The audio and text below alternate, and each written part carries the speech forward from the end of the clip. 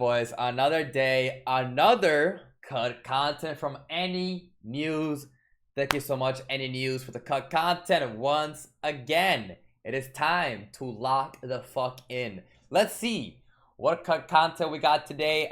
We have 2324, the one that we didn't watch last time. And also there's another one. There's like another part where it's just episode 24. So we'll just be combining both of these. We'll be watching both of these in the same video. Because the one after that is just the finale. So yeah, today we got Roswaal's insane OP magic explained. Let's get it. Normally I try not to make a big deal about the content skipped in the anime. But this time I actually feel that we missed out on stuff. Oh shit. Reason being that there was so much more to Roswaal's fight with Puck and Ram. I'm talking crazy magical techniques and even martial arts that really highlight why he's the greatest mage in all of Lagunica. So trust me when I say that the title of this video isn't clickbait.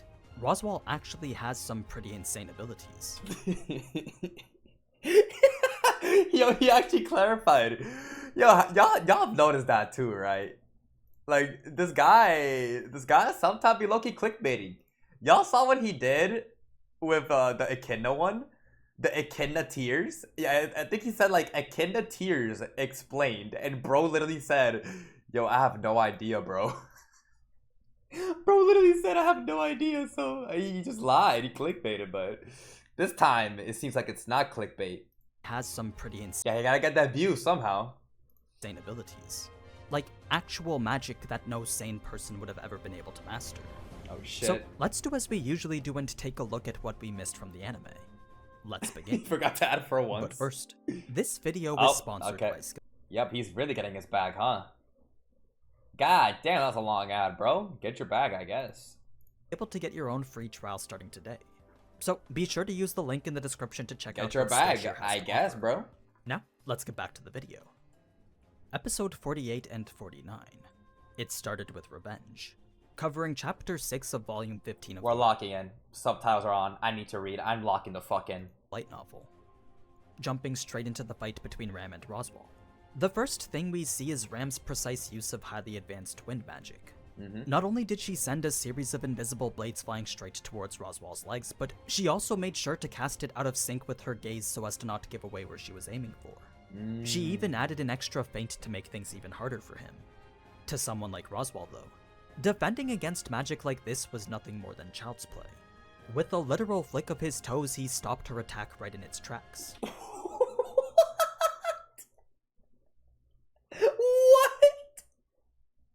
What? What kind of fucking description? With the flick of his toes? God damn, Ram. I mean, it makes sense. Ram compared to Roswaal it's just like, it's not even fair. It's not even close, dude. Like, oh my god. But why the toes? Why is he flicking the fucking toes? The toe magician? Like, what the fuck is happening? What he actually did, though, was use a slight stomp of his foot to rewrite the composition of her spell. But why did you not lead with that? I mean, it did say flick of the toes, though. The stomp of his foot. Okay. He had used his gate to alter the mana that had come from her gate, essentially nullifying her ability to use magic without having to interfere with her gate directly. Got it. This was a level of skill that no sane person should have ever been able to acquire. No sane person. He said it. No sane person should be able to acquire this shit. This motherfucker's not sane, bro. He's fucking insane. Let alone used right in the middle of a battle. Yeah. But for Roswaal, this wasn't even his most impressive ability. And that's because his next was one that's described to be a power that verged on the realm of gods. Oh shit. To Ram's disbelief, He began the process of casting three also, different... you know what's funny about this, about the characters he showed here? Wait, let me see if I can... I don't know who these two are. I don't know who these two are. I won't be honest. I don't know who these two are on the right. But it's funny. It's funny that he uses goddess for Aqua. Not a good example. Out of all people, definitely not fucking Aqua. I mean, technically she's a goddess, but like, this girl, man. To Ram's disbelief, he began the process of casting 3 different spells at once. Not in the way of combining 3 different elements together by casting them in quick succession, but instead a legitimate trio of simultaneous incantations. What? Run that back. Damachi? Oh, okay. Yeah, I definitely haven't watched that shit. Okay, run it back. Casting 3 different spells at once. belief, or that verged on the realm of gods. To Ram's disbelief, he began the process of casting 3 different spells at once. Oh. Not in the way of combining 3 different elements together by casting them in quick succession, but instead a legitimate trio of simultaneous incantations. Oh shit. It was a feat involving a combination of both hand movements and verbal incantations that's believed to require the intellect of pretty much 3 brains. 3 brains? But even this so-called threefold magic still wasn't the limit to his power. Despite being exposed to all these godlike abilities, Ram could tell that he was still holding back on her, and it was for that reason that she truly believed that she still had a chance of victory. Oh, Jesus Christ, dude.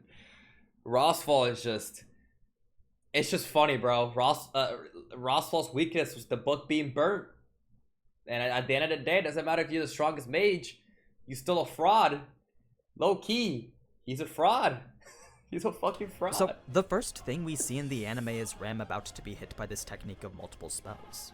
A flaming serpent that was only stopped by a spell more powerful. So that's the explanation for that attack specifically. That is fucking crazy. Dude.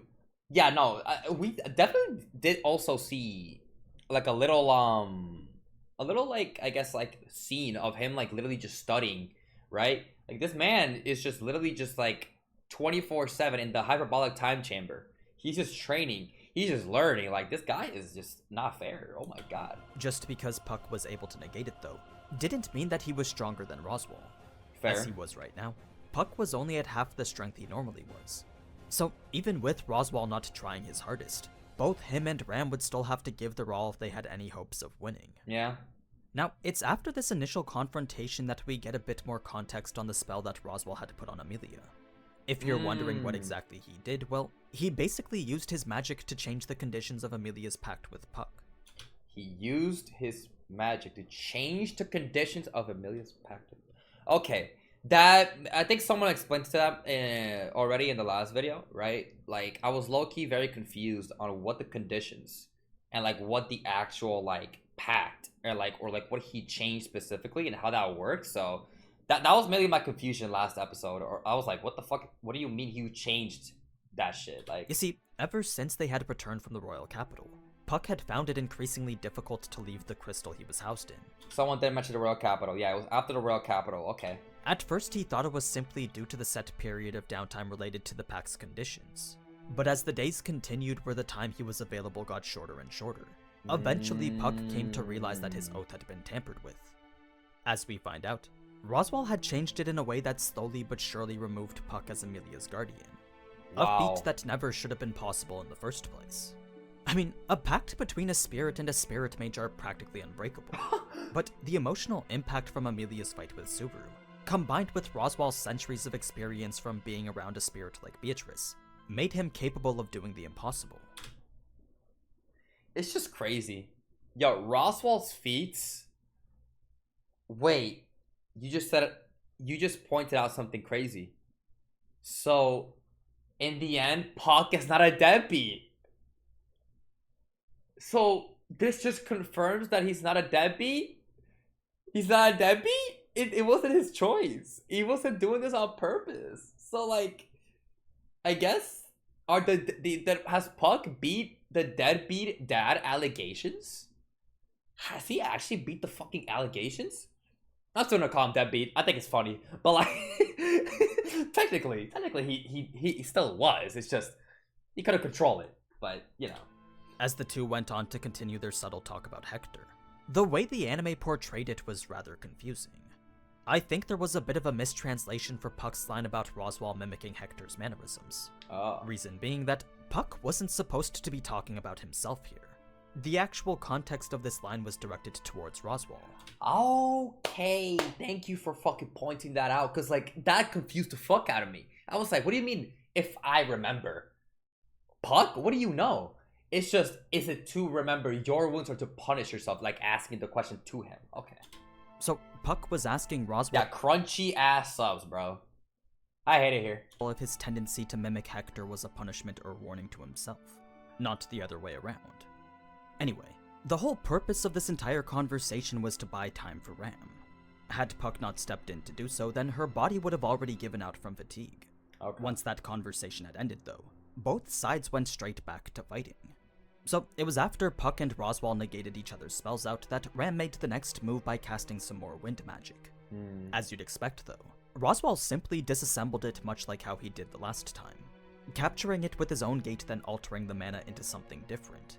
It was immediately after that he began the same process for the simultaneous triple spell, except this time he had taken it one step further.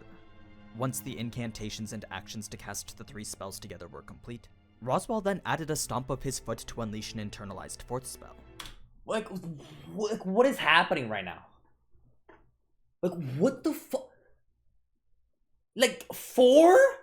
4?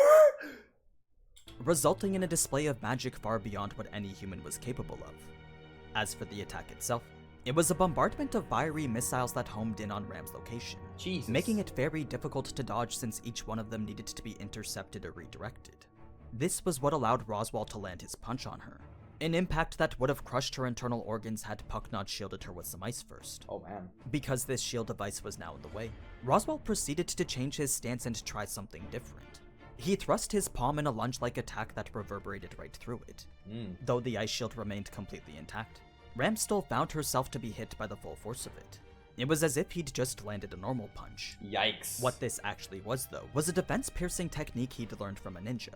An attack that propelled the shockwave it created forward. Random. Thus giving him the ability to physically strike a target from range. Dude, like, how much does this guy know, man? Like, that's my thing. Like, this motherfucker's knowledge just... Yeah, where the fuck did the ninjas come from? Yo, random ass ninja mention. Okay. Like, what the fuck? Okay, like, this guy is just taking from everywhere, like, anyone, like... What the fuck? Roswaal wasn't finished with only that, though. Since Puck was still peppering him with attacks from above, it made it difficult to take out Ram for good. So, after giving a very brief word of praise, Roswaal began to use his lips, the actions of his hands, and the alternating stomps of his feet to begin the casting of 5-fold magic. This... Bro, how far are we gonna go with this shit? Brother, 5-fold? Okay. This man said 3-fold, then we got a 4, and now we got a 5? Dude, what the fuck is happening right now, dude? What is it? Somebody patch this guy. Where are the patch notes? Was the known pinnacle of what he was capable of. Centuries of training and study had made him capable of casting 5 spells all at the same time. I guess just centuries of Jesus Christ. Like, what the fuck, dude? Resulting in the Super Saiyan version of him we see in the anime. Yeah, the Super Saiyan. Oh, yeah, so that's what the aura thing is. Like, what the fuck? Now, the reason for Roswaal's disappointment in Ram was mostly due to her inability to follow through with her vengeance. Just like how he wanted Subaru to become his co-conspirator, so too did Roswaal want Ram to be his perfect end. He wanted her to walk the same path as him and eventually be the one to bury him. Oof. The thing is, it was this very revelation of his ignorance that led Ram to give her confession. Yes, Roswaal's negligence to defend the Oni village from the witch cult did result in its destruction. But what initially began with vengeance had now blossomed into love. A love she felt could only be conveyed in this very significant moment of weakness for him.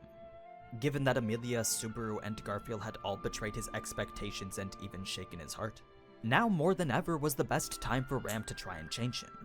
To try and change him. Yo, Ram is the definition of I can fix him. Yo, she's literally, I can fix him. Dude, like, what the fuck? Damn, bro. I mean, but like, if you really think about it, Roswaal doesn't have anyone else, bro. This is it. Ram is the only one that he has right now. In these moments, Ram is the only one that he can technically turn to. Because this guy is just gone, bro. It was her one and only opportunity to steal him from his obsession. Yep. So, as Puck and Ram initiated the final parts of the battle, it wasn't the mirrors that bought Puck time to activate his astral transformation. It was instead a clever trap meticulously set up by the two of them. You see, Puck began to bombard Roswaal with a barrage of human-shaped ice sculptures from above. A series of attacks that were actually nothing more than a distraction. Okay. His true intent was to get Roswaal so focused on above that he would completely ignore the possibility of any attack from below. So, when he stepped backwards to evade another person-shaped pillar of ice, a massive burst of wind appeared from directly beneath him, sending him flying into the air in a way that restricted his movements. This was what allowed Puck to activate his trump card, or at least make it seem like he did, even though Puck didn't actually activate his astral transformation. The fact that he made himself bigger without Roswaal seeing was enough to make Roswaal think that he did. Now, since this was yo, bro, holy pump fake. That craziest pump fake in history. I low-key, yo, when I saw that shit, I thought he actually transformed into the beast at the end, bro. Dude, I was like, I shit myself. I was like, yo, is it GG's? Roswaal's worst case scenario. It made him consider using his own trump card of sixfold magic. Like, where are we going with this? How many trump cards do you got, bro? Like, how much more do you... Bro, like, what are we gonna do? 7, then 8, then 9, then 10? Like, we're just gonna... Bro, at this point, fuck it, bro. We're just gonna do 1,000,000. Like, what the fuck? But for reasons not yet known, Roswaal wasn't able to cast it.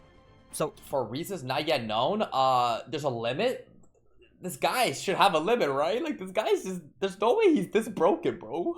Rather than use his full power to try and beat the greater spirit in front of him, he instead decided to save what he had left and prolong the battle with everything he could. It was only after he activated his next spell that Roswaal realized Puck didn't actually transform. Yep. He was so caught up in trying to figure out what to do next that he didn't even consider that this too was part of the trap. So what came next was a barrage of wind magic intended to block his vision with clouds of dirt. Ram then kept herself hidden as she used clairvoyance to determine when he was looking away from her.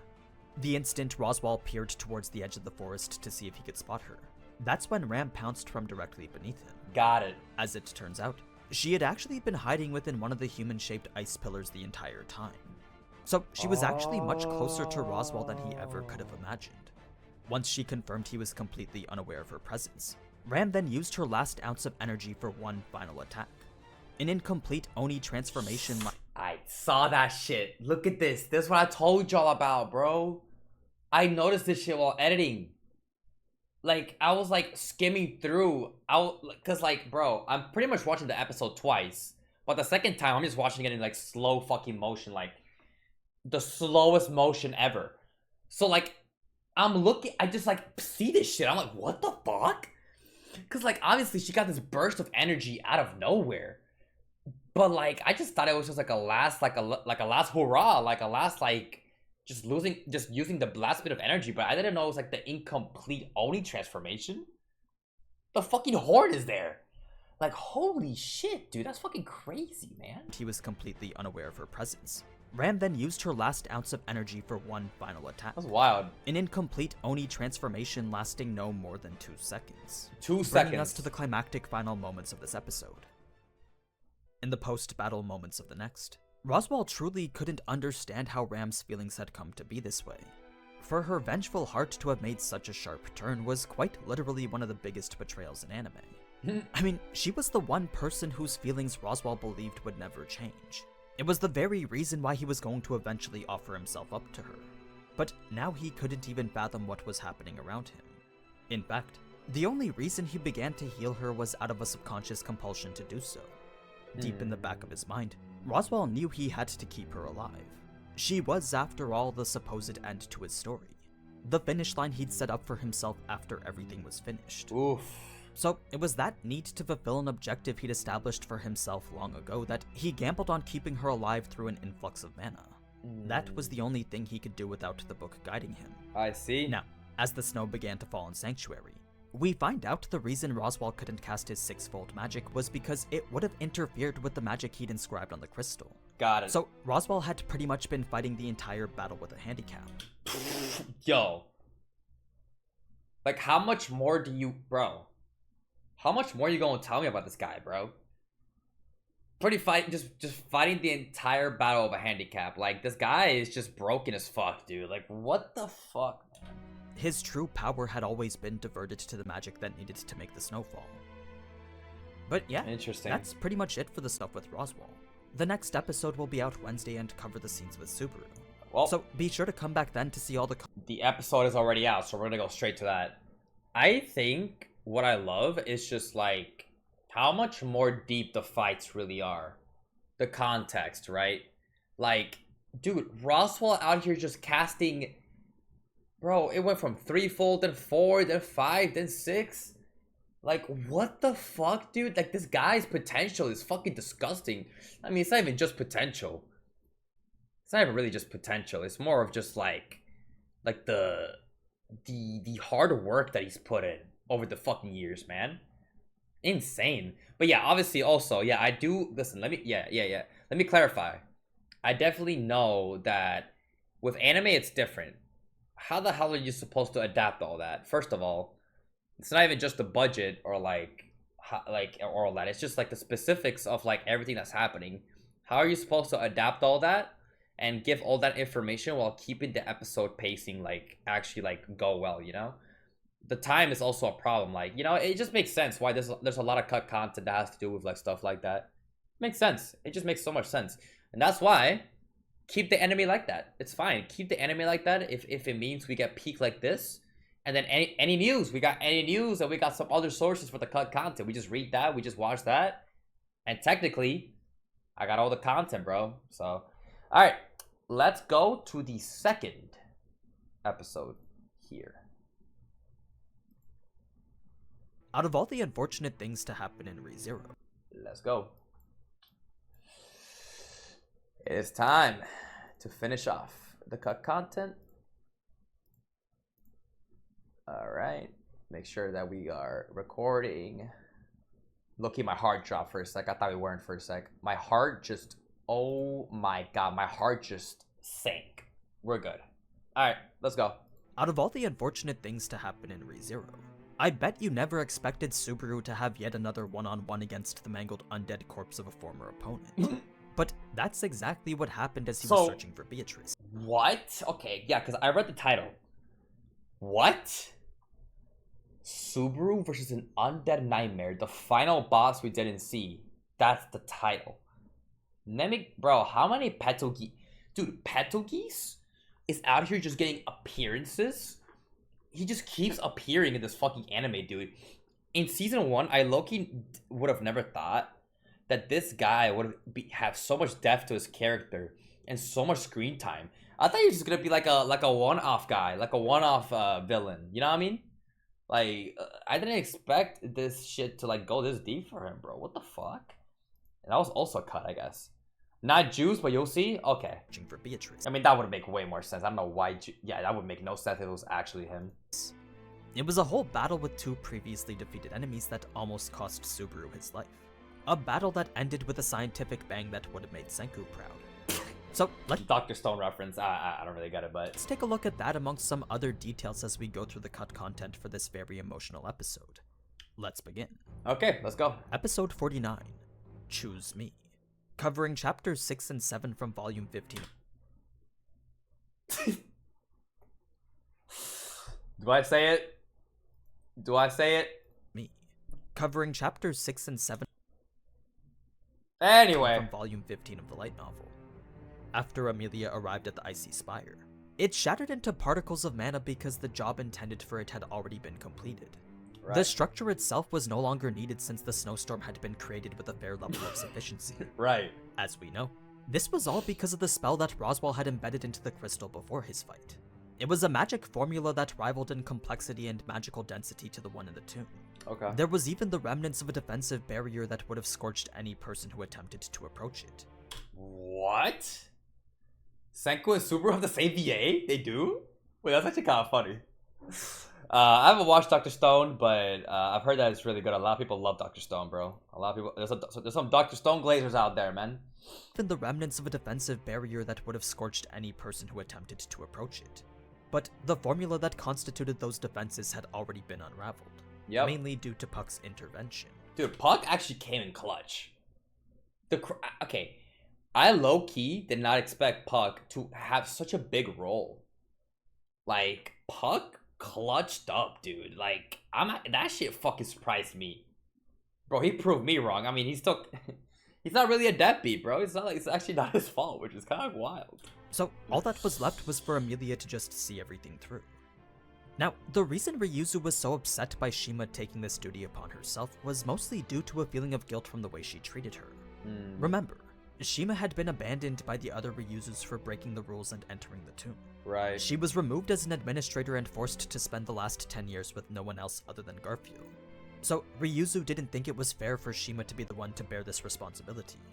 But just like how Garfield came to understand the role that he had to play, so too did Shima come to understand hers. When everything was said and done, neither Amelia nor anyone else really understood what had happened. All Amelia knew was that she'd just bore witness to a very pivotal moment. You know what? That's crazy. So, not even Amelia knows? We don't know. So, wait. You're telling me that it's all in the end just like, we don't fucking know? It's just confusion? So it makes sense why me, the viewer, was confused. Okay. Well, there's no fucking answer, I guess. And knew was that she'd just bore witness to a very maybe the future. Maybe the cut content. Or I can, I don't know. The end of the season, maybe? It was after this that she went to go find Ram and Roswaal. As I mentioned last video, the only reason Ram was still alive here was due to Roswaal's subconscious compulsion to help her. Yeah. The constant flow of mana he was providing her with allowed her to maintain whatever weak hold on life she currently had left. It's a course of action that I explained a bit more in my most recent video. So if you want to see Roswaal's true power or the reason behind why he does this, then feel free to check that out next. Don't worry. We already saw that, bro. Bro, I'm on point, bro. Don't worry about it, bro. I got it. But anyway, with that being everything that happened at Sanctuary, we can now go back to the events at the mansion. It's the last chapter of the novel that didn't get adapted? Really? Okay. Alright, well, there we go. Yeah. Behind why he does this, then feel free to check that out next. But anyway, with that being everything that happened at Sanctuary, we can now go back to the events at the mansion. During the flashback of how Beatrice inherited the Forbidden Archives, there was a quick mention of how it was likely that Roswaal's gate had been destroyed in his battle with Hector. Echidna believed he probably wouldn't ever be able to showcase his prowess with magic again. Yo, what? Motherfucker, what? But even without his innate magical talent, Echidna still believed that he could be helpful to Beatrice. After the first Roswaal had passed away just prior to the age of 30, the connection Beatrice— Prior to the age of 30? Also, what? His gate broke? Did I hear that right? Did I hear that right? His gate broke? Wait, that's fucking... Okay.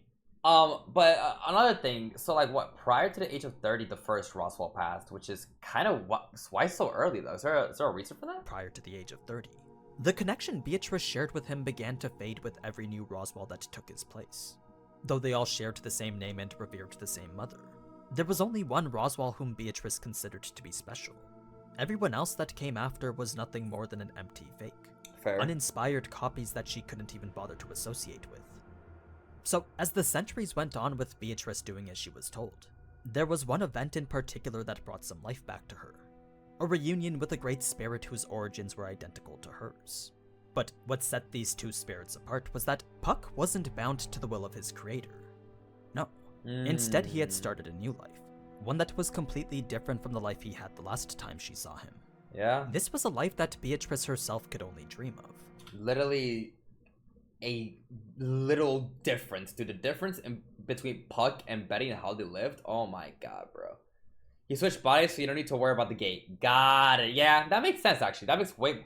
Yeah, I'm about to say, there's just no way, like, that, like, he just never... Yeah, that makes a lot of sense. Okay. That's what she meant by envy. Ah, good shout.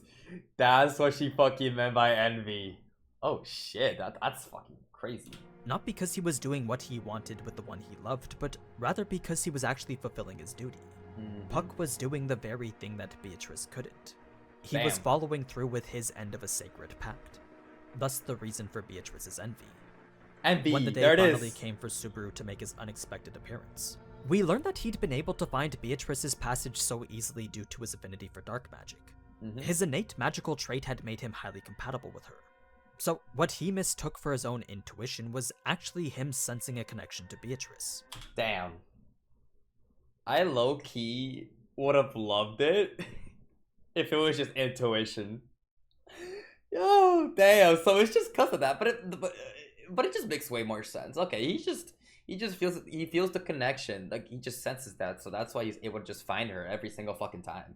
Okay, well that just makes more logical sense. Facts. That's why he'd been able to find the archive time and time again. Wow. Now, despite Subaru being such an unappealing person to her, the more she had come to know him, the more fond of him she became. I'm not gonna lie, that's gonna take some time to get used to. I gotta keep that in mind. Like it's literally because he can sense her. It's not intuition. Because I've been thinking it's been intuition for like the past 2 seasons, bro. I'm not gonna lie, I thought he was just that guy. I low-key just thought he was him, so I was like, okay, we'll let it cook, but... He'd been able to find the archive time and time again. Man. Now, despite Subaru being such an unappealing person to her, the more she had come to know him, the more fond of him she became. It wasn't that he was a particularly special individual, but he was the first one to come to the archive for her. I mean, all the others who had come before him either sought the power she possessed or the knowledge she was guarding. So, like, she was happy that, like, Subaru was actually there for her for the first time. Like, she was like, oh, wow, he's just here actually talking to me. He's not here for the knowledge and using me. Like, okay. But Subaru was the first one who actually came to see. Yeah, he does have a great affinity for spirits as well. He didn't mention the whole, like, dark magic or, like, or whatever the fuck, like, that he can, like, sense that, and that's why he can find her. But I gotta keep that in mind that he also just has a very great affinity for spirits in general, right? In general. The girl, not the spirit. This much became... Also, that line was... hear that line again, bro. Yeah, exactly. That's why Beako was so, like infatuated by him. But come before him either... Infatuated? Did I use that right? Anyway. Sought the power she possessed or the knowledge she was guarding. But Subaru was the first one who actually came to see the girl. Yeah. Not the spirit. See the girl and not the spirit. Damn. This much became evident when Subaru had come to ask her about curses. So it was during this time that things actually weren't too bad for her. Beatrice was even considering being a little bit nicer to him. But that all changed when Subaru went to the capital and didn't return. At least not when he was supposed to. The day that he did, though. The news that came with him was what allowed her to send him away in accordance with Roswaal's plan. It was at this point that Beatrice had grown accustomed to being left behind. That's so sad, bro. I'm so glad that Subaru was able to actually get, to pretty much get her the fuck out of that shit, man. So, adding yet another person to that list wasn't going to make much of a difference. On the night that Beatrice thought everything was finally going to end, the boy she'd sent away had returned one more time to poke at the feelings she'd been trying to hide from. I mean, here she was so close to breaking free from her centuries of loneliness. Yet, here was this boy trying to revitalize a hope she'd thrown away such a very long time ago. It was a moment that caused Beatrice to think that perhaps there was a different future. Perhaps she could actually get revenge on the cruel fate she'd been exposed to. The only thing she needed to do was simply reach out and grab it. That was all it took to break the 400-year-old obsession that led her here. Right as those hopes were about to be met, though, Subaru himself crushed them with his very blunt answer to her question, leading to the first time he'd been flung from the archives. Yep. It was after this that he was ejected 4 more times before succeeding to stay on the 5th. And while the ensuing conversation was pretty much taken word for word, where the novel starts to go into more detail is with the distortion of the archive itself. When the whole world around Subaru started to become hazy, he quickly fell to his knees as he found that he wasn't able to stand anymore. Oh. Something unrelated to anemia or fatigue was causing his body to grow weaker. Something that was quite clearly related to the domain that he was standing in. Eventually, Subaru came to believe that it was because of Beatrice. Because the state of the archive was directly related to her mental state, it was likely falling apart because her weakened mind couldn't maintain it. Oh my god, what a fucking very, very good point. Damn, the archive, bro. That entire domain, it's all related to her mental state and how she feels. So the fact that she was pretty much just like she couldn't handle it anymore, that's why the entire like area just started looking like that. Oh my god, that's so sad. What the fuck? Archive was directly related to her mental state. What? It was likely falling apart because her weakened mind couldn't maintain it. Oh man. Whatever it was, though, the only place that remained unaffected was the area Beatrice was sitting in. Everything else was being torn apart by cracks in space that Subaru had only ever seen once before. Now, here's where things start to get a little bit different. Okay. After Subaru had fallen into the void and awoken outside the mansion, the ensuing search for Beatrice had taken quite the dark turn. The first thing to note was the presence of a dense black miasma. There was this shadow-like cloak that seemed to envelop Subaru's body and shield him as he ran through the fire. What? A shroud of darkness that Subaru himself wasn't even aware of. We don't know exactly what it was or how it got there, but it's likely Subaru wouldn't have made it as far as he did without it. That said, the search itself didn't go as smoothly as we saw in the anime. Well, it was going fine up until Subaru suddenly heard a strange dragging sound coming from the distance. What? Considering that all the demon beasts had already fled, Subaru couldn't even imagine what it was that was making the sound. But he didn't have to wonder for long, since what emerged from the flames was a figure dressed in black. What? A woman faded to confront Subaru one last time. As soon as he saw the black blade that she was holding, Subaru immediately knew that this was Elsa, or at least what was left of her. Excuse me? What?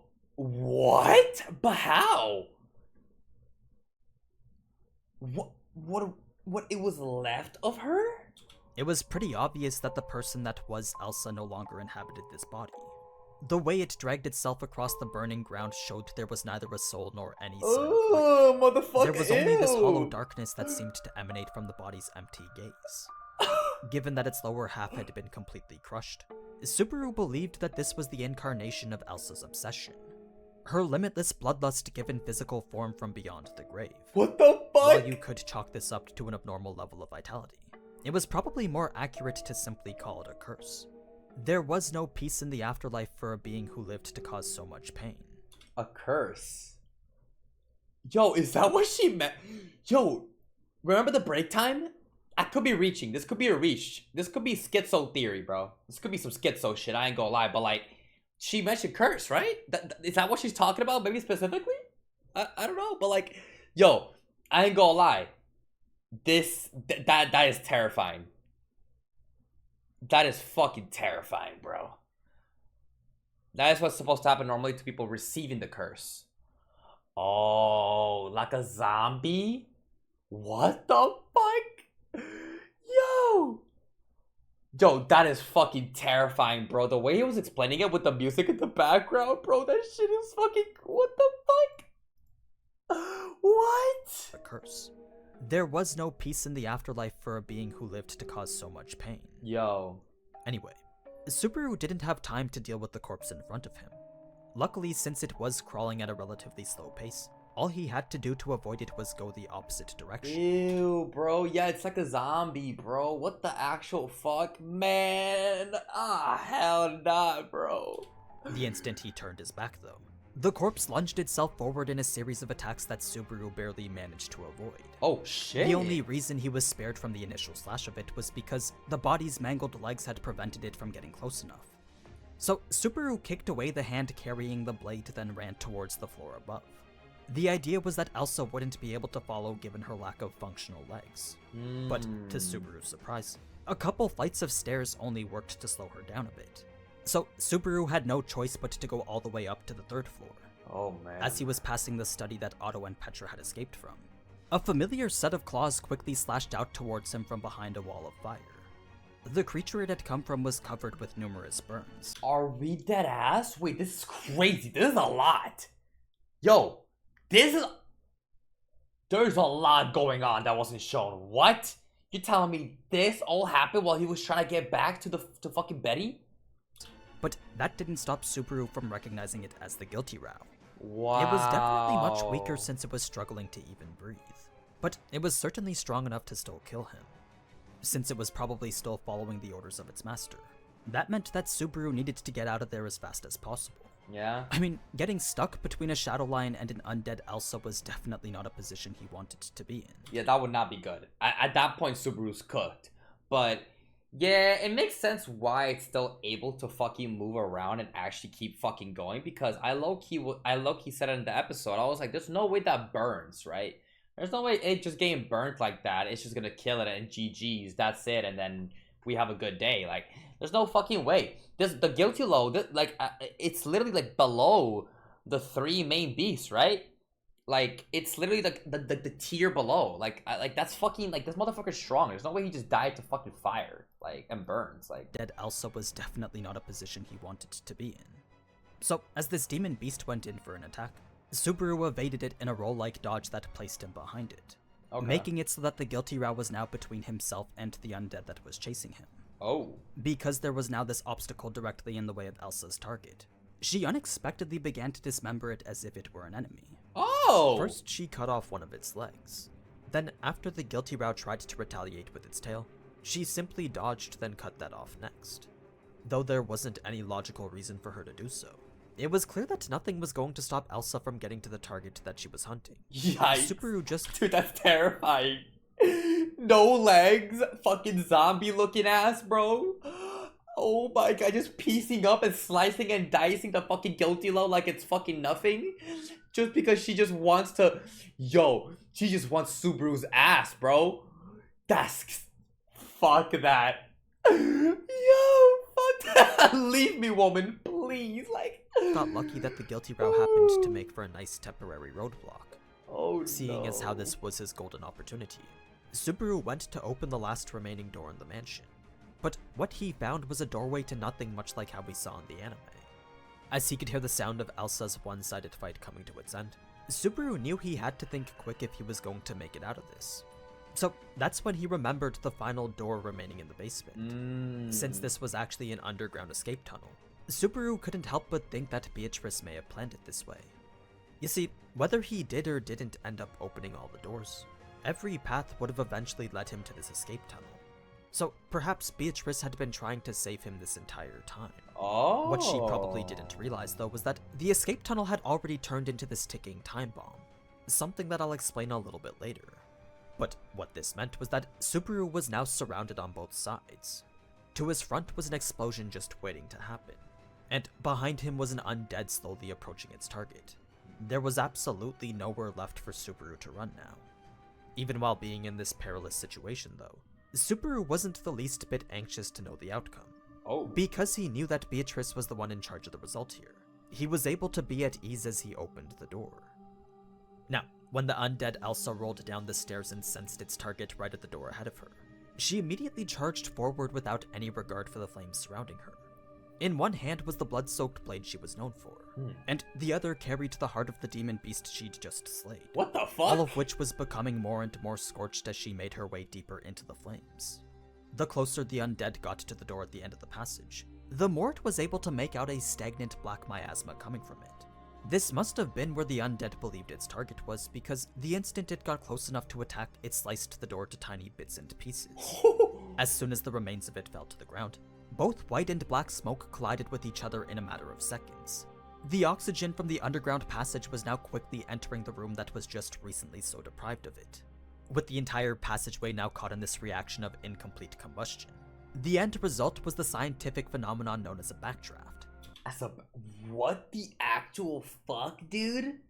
Yo, like, I didn't know it was that different. Dude, the difference! They just cut that shit out completely. Like, they just said, like, hey, we... I mean, fair enough, right? I mean, if you really think about it, I guess, like... Yo, that would have been crazy, though. Yo, imagine seeing all this, like, animated, like, the horror. That'd be scary as fuck. I'm not gonna lie. And yeah, Elsa can sense the miasma? No, I mean... I don't know about that one, actually. Is that what's really being implied here? Yeah, but like, it was really desperate for Subaru. Yeah, Subaru... Yo, Elsa, man. Yo, goddamn, bro. Just die. Like, go away. Way now caught in this reaction of incomplete combustion. The end result was the scientific phenomenon known as a backdraft, a relentless explosion that instantly incinerated the undead corpse that had caused it, leaving nothing behind but a smoldering pile of ash. Wow. Now, the first thing Beatrice... Dude, that is fucking crazy. Dude, that is fucking terrifying. Dude, imagine Subaru. Dude, imagine Subaru's point of view. That is fucking scary. I don't want to see that shit. Told Subaru was how he wasted the opportunity she'd given him. It turns out that she was in fact trying to lead him to the escape tunnel. But now that there wasn't a single door left to connect the passage to, both were stranded within the archive, bringing us to the emotional conversation from the anime. There really isn't too much to say when it comes to this. The anime did a fantastic job adapting it just as they normally do with every emotional climax. Nice. I mean, most of it was pretty much taken word for word. To sum things up though, rather than try to understand the pain the past 400 years had caused her, Subaru was instead offering Beatrice hope. A hope that could start to heal whatever wounds had been carved into her from her centuries of loneliness. This was the last thing Beatrice believed before dropping the tome and reaching out to grab the new future that awaited her. Wow. Anyway, that's pretty much it for this episode. So I hope you enjoyed this little horror story about zombie Elsa. Yeah, the horror story of fucking zombie Elsa. Like, what the fuck, man? It would have been pretty cool to see in the anime, but I'm sure there were more important things that we needed to see instead. 100%. But yeah, as always, thank you so much for watching, and if you enjoyed this... Yeah, I mean, 100%, right? It would have been so cool to see that shit. It would have been terrifying. But, like, it makes sense. We gotta adapt. Everything else is more important. Obviously, so... yeah, man. That is crazy. Backdrafts. Yeah, line up for... Huh. Backdraft is a phenomenon in which a fire that has consumed all available oxygen suddenly explodes when more oxygen is made available. Typically because a door or window has been opened. Google. Thanks, Google. But, okay. Oh, you were a trainee firefighter? Before your mom got sick, I would have loved to see that scene in the anime for no other reason to educate people on backdrafts. Oh, damn, bro. Wait, that's crazy. It's horrifying? Yo, the heat stays. Oh, hell nah. Man, I mean, yeah, it would have been cool to see that in the anime. Like, it would have been cool to see that. Zombie Elsa. Like how Subaru was like feeling, maybe. Like, imagine how scared Subaru was. Like, it would have been cool to see all that. 100%, but I mean, I can understand why they just like cut it out. Obviously, there's just way more important scenes to adapt. So, that's interesting though. Damn, I guess I learned something new, bro. Hey, I learned something new. I didn't know about the backdrafts. Like, I didn't know about the specifics of all that, so. Alright, well. Another W cut content, man. Another W cut content from AniNews, bro. Absolute fucking cinema. Thank you so much to AniNews for the cut content once again. That's gonna be it for today's cut content. If y'all enjoyed and you're new, subscribe. Leave a like down below. The full uncut version to all ReZero content will be on Patreon.